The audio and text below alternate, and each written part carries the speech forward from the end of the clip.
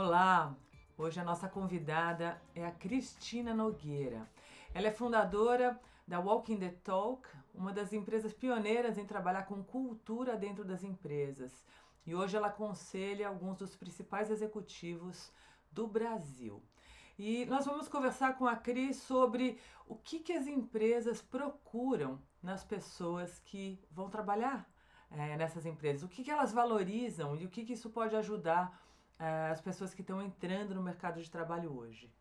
Oi, Cris, obrigada por estar aqui com a gente hoje. Oi, Sandra, é um super prazer aqui receber esse seu convite e participar de um programa aí tão nobre, né, e tão atual, né, da situação que nós estamos vivendo. Agradeço mesmo e vamos em frente. Bom, já é o futuro do trabalho, né? Eu estou falando da Nova Zelândia, aqui é de manhã cedinho. Você está falando dos Estados Unidos, onde você está? Eu estou hoje em Indianápolis, no estado de Indiana. E esse programa sendo exibido no Brasil. Olha só que bacana, cada um num canto do mundo. Cris, você aconselha os principais presidentes de empresas no Brasil. O que esses executivos estão vendo sobre o futuro das empresas? Para onde que elas estão indo? Olha, é um momento muito interessante, né? Antes de falar sobre para onde as empresas estão indo, que eu tenho observado nos executivos, eu acho que é importante falar de um assunto muito relevante, que é a diferença entre mudança e transição, né? A mudança ocorre rapidamente, né? Quer dizer, o Covid aconteceu muito rápido e trouxe uma mudança, né? O ano passado a gente viveu isso muito forte. E agora vem a transição. A transição é algo demorado, porque a gente, dado uma mudança repentina, a gente tem que levar um tempo para aprender, para encontrar saídas, etc. As coisas que a gente sabia do passado não necessariamente servem para o futuro, então está todo mundo numa busca, né? Então, o que eu tenho visto, basicamente, na liderança? Primeiro, os executivos estão muito mais focados na questão de eficiência, né? Procurando acertar o foco, procurando entender aonde que está o melhor uso dos recursos no momento como agora.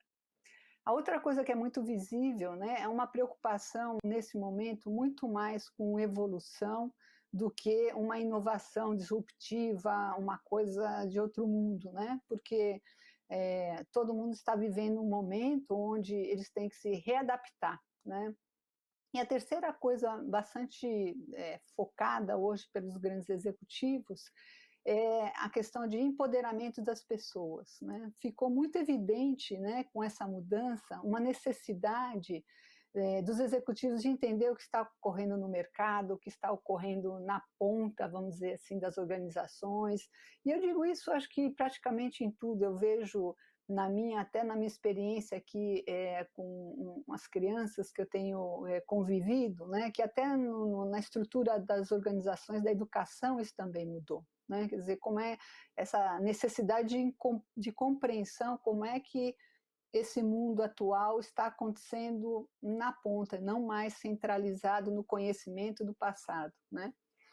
Então, esse é o grande foco. Agora, o que eu acho que está também começando a aparecer é uma compreensão dos líderes nas organizações de um papel muito mais amplo deles de criar o que eu chamo o ambiente propício, né, para essa evolução, ou seja, um ambiente de confiança, uma clareza de direção da cultura que tem que evoluir para esse momento, e de fazer esse engajamento, né? Manter as pessoas unidas, manter as pessoas entendendo o que tem que ser feito, a melhor forma de trabalhar.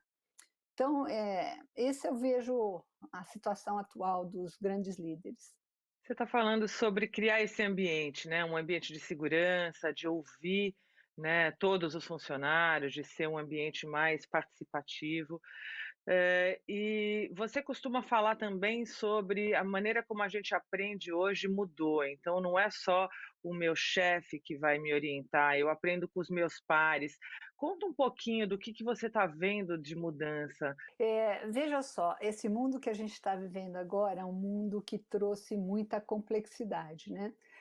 Já tinha ocorrido algumas mudanças sob o ponto de vista de tecnologia, estava todo mundo com muita atenção nas novas tecnologias, no que estava acontecendo no mundo, mas talvez numa aceleração menor do que ocorreu com a chegada do Covid e uma necessidade de reação muito rápida. E o nosso cérebro, a nossa mente, ela tem capacidade de processamento limitada sob o ponto de vista da forma como a gente pensa, do que a gente sabe, né? Então, uma coisa que mudou e foi muito bacana, que eu assisti nas organizações, foi o espírito colaborativo, né? A vontade de uso da inteligência coletiva. As respostas que estão sendo dadas atualmente, elas não advêm de uma pessoa só. Ela não está ancorada no conhecimento de um executivo, líder, do CEO ou daquele vice-presidente de marketing. Não, ela está ancorada nessa inteligência coletiva. As empresas estão aprendendo, as pessoas estão aprendendo com outras pessoas de dentro da empresa, com pessoas de fora da empresa. O acesso a conhecimento nunca esteve tão fácil, né? Quer dizer, de qualquer celular você busca, as redes colaborativas, né? Então, as pessoas estão começando a ver o valor de trabalhar junto, de colaborar, de trocar, né? De não reter conhecimento, compartilhar. Quanto mais a gente compartilha, mais a gente aprende, a gente escuta. Então, esse é um movimento muito forte nas organizações e principalmente da nova geração. Talvez os líderes mais antigos, mais ancorados no seu próprio conhecimento, no que eu sei, estão tendo que rever, né, essa forma de trabalho que está nitidamente emergindo e eu acho que não vai embora tão cedo. E Cris, que dica você daria, né? Você vê uma pessoa entrando numa empresa com toda essa vontade de participar, de ter autonomia, de ter protagonismo, e de repente um líder, um executivo que está acostumado a eu tenho conhecimento e eu que digo, eu dou a direção. Que dica você daria Uhum. para essa pessoa que está entrando numa empresa? Como é que você, né, consegue ter voz nesse ambiente? Uhum. Muito legal essa pergunta, porque ela aborda diretamente o assunto cultura organizacional e protagonismo, né, que são dois assuntos absolutamente fundamentais. Antes de responder, né, eu queria elaborar um pouquinho sobre essa questão de protagonismo, né?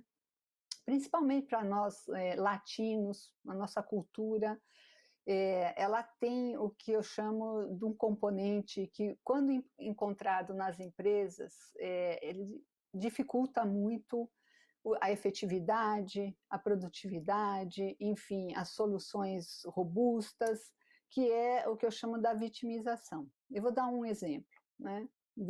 É um jeito de pensar que às vezes a gente inconscientemente tem. Então, por exemplo, eu às vezes estou em São Paulo, estou dirigindo e tem aquele trânsito enorme, e aí eu chego num lugar 20 minutos atrasado, né? Qual que é naturalmente a fala hoje encontrada nas empresas? As pessoas falam, olha, eu atrasei por causa do trânsito, né?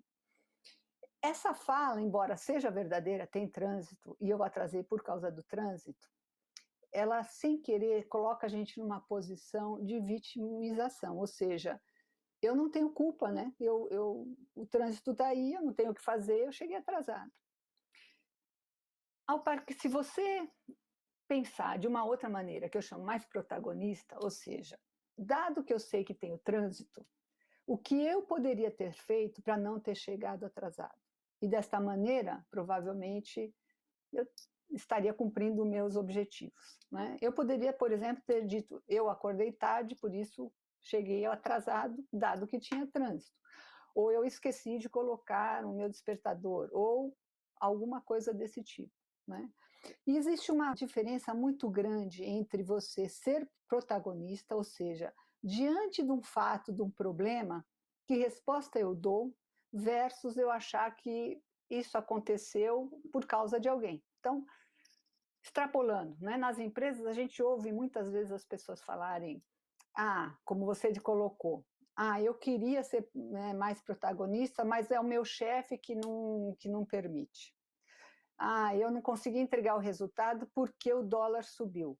Porque o Bolsonaro falou tal coisa. A gente dá essas explicações que são verdadeiras, mas não ajudam a gente a ir para lugar nenhum. E aí, essa é a questão. Se eu não me vejo como parte do problema, eu não posso ser parte da solução. Alguém tem que resolver isso. Você pode ver que nesse momento do Covid, as empresas que eu digo que têm uma cultura protagonista, ou seja, dado um problema, o que nós podemos fazer, como que a gente pode se organizar, o que está no nosso alcance, como eu ultrapasso essa barreira, como eu faço parcerias, enfim. Quem foi para este lugar se deu melhor, né? Aqueles que começaram a focar nas coisas não protagonistas pioraram, né? Então, o primeiro conselho que eu dou, né, da nossa nova geração quando você se depara, né, com uma cultura, como você falou, mais hierárquica, mais controladora, que dá menos empoderamento, né? O que eu posso fazer de diferente do que eu estou fazendo agora, dado que isso é um fato? Então, sempre vai ter um jeito, né? Se você pensa dessa maneira, você começa a raciocinar quem eu posso, enfim, que mais que eu posso fazer?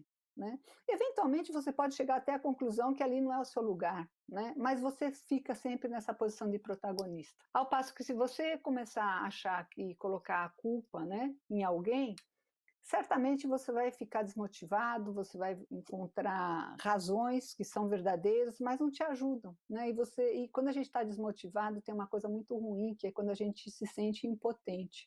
Quando a gente vai para esse lugar de impotência, a gente geralmente não nos ajuda, né? Então, o conselho que eu dou para as novas gerações é estar sempre atento ao que você pode fazer, como você é um agente de mudança, como você pode contribuir, influenciar nessa direção que você acredita. Sensacional. Acho que esse é um dos conceitos de futuro do trabalho mais pertinentes, né? Pegar a vida nas mãos, não esperar que ninguém faça por você, né? Depende da gente. Então, pelo menos a nossa parte, o resto a gente não controla, mas o que a gente pode é pegar nas mãos e não esperar ninguém, né, Cris? Super obrigada por estar aqui com a gente hoje. Um prazer. Eu adorei esse papo, espero que a gente contribua aí, que esse raciocínio que a gente fez aí da nossa participação, a nossa responsabilidade, do poder que a gente tem na mão, o que a tecnologia está nos trazendo, gente, a gente pode de verdade aprender qualquer coisa, né, a qualquer momento, de qualquer lugar do mundo. Então, está nas mãos nossas aí levar o seu futuro, o futuro da organização, o futuro do nosso país, né? Para onde a gente quiser. Basta a gente ter essa consciência, essa vontade, esse protagonismo, né? Diante da situação que a gente está vivendo. Muito obrigada. E muito obrigada a vocês que estavam nos assistindo. E se você quiser rever essa entrevista ou as outras sobre os profissionais do futuro, basta você entrar no Globoplay. Obrigada e até a próxima conversa.